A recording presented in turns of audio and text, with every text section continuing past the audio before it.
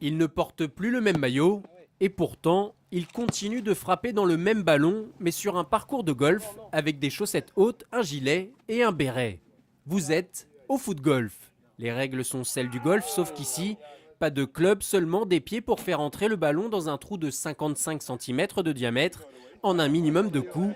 Pas si facile, même quand on a marqué près de 100 buts dans sa carrière de footballeur.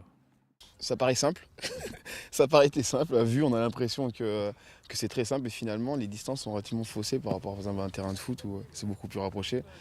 Là il y a la distance, c'est dur à jauger et après bon, il y a forcément le terrain. Pas facile. Faut frapper, on a toujours peur de se blesser, mais c'est très sympa. Ouais. Née aux Pays-Bas en 2009, la discipline compte désormais 16 fédérations dans le monde.